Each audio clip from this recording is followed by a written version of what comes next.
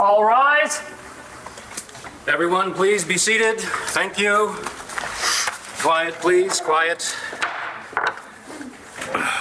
This is a shelter hearing in which the court will determine the appropriateness of the removal and the need for continued placement of the child, Sam Manning. This is also an informal hearing, meaning statements will be taken from knowing and informed parties, and all questions will be asked by me with no cross-examinations by the attorneys. So, let's get started. I would first like to hear from Marcy McBain. Mrs. McBain, I understand you were a witness to the accident that occurred yesterday. She's also the woman who kidnapped my son and went on the run with him. Hold your comments, Mr. Manning. You'll have time to make your own statement later.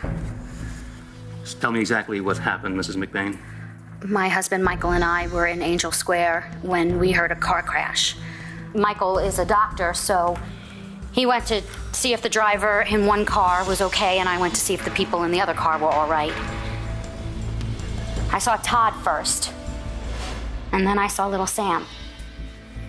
He was buckled into a seatbelt, but he wasn't in a car seat, and he was in the front seat of the car. Don't worry. Thank God the accident wasn't worse. Or the passenger side airbag didn't inflate, because Sam might have been killed. Thank you, Mrs. McBain. Markko Rivera, please come forward.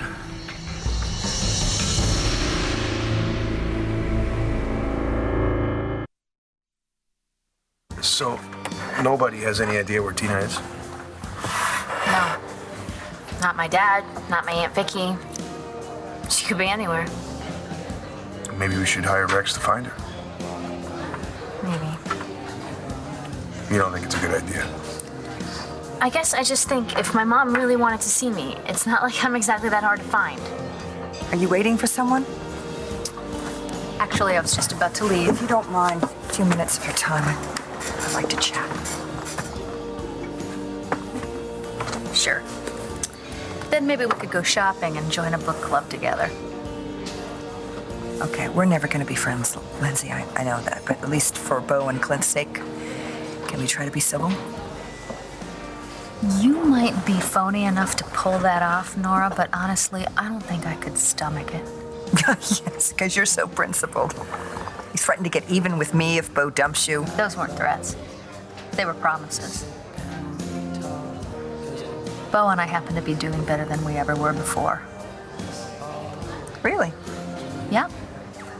And I think I actually have you to thank, but I won't. You should see the look on your face. But I guess I would be frustrated and bitter too if I kept trying to knock somebody down and they kept getting back up.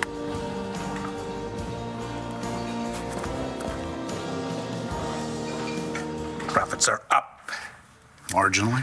So's the stock price, in spite of this miserable economy. So we can report to the shareholders that not only is Buchanan Enterprises alive, it's thriving. And you've turned things around, Clint. At this meeting, we have to stick together. Unified front, the entire clan. This meeting was always a one-man show before. Yeah.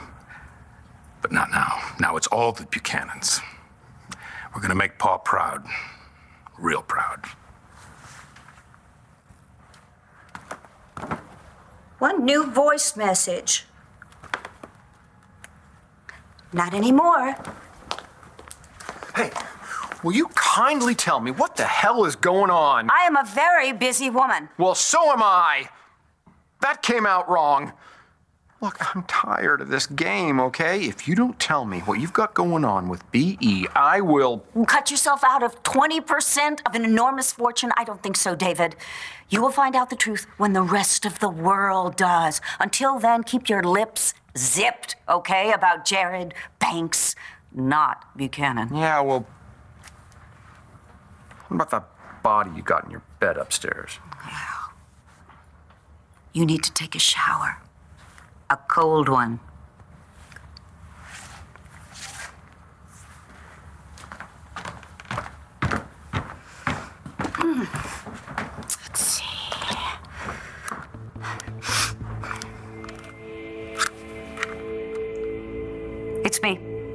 I hope everything's set for this afternoon.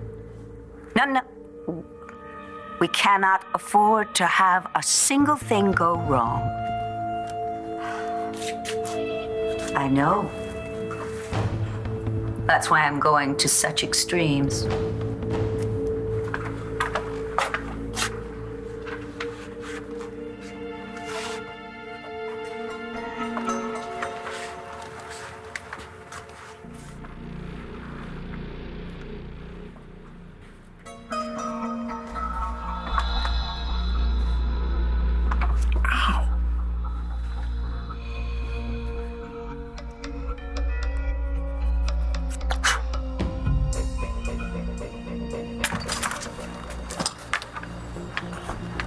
Hello, Dorian.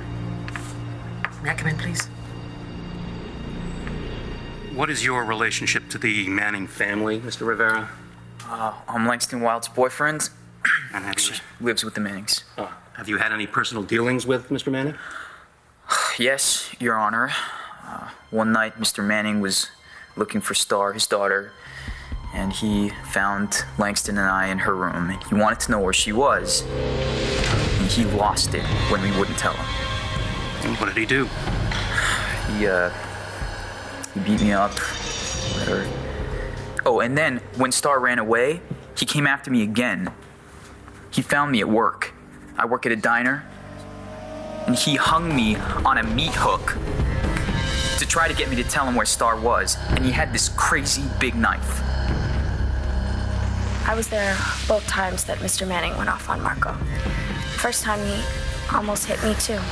I also heard him threaten to kill Starr's boyfriend, Cole Thornhart. Mr. Manning found me and Starr at the bus station. He started choking me. And then when he found me and Starr together, he went after me again. And this time, if Starr's mom hadn't shown up, I really do think he would have killed me.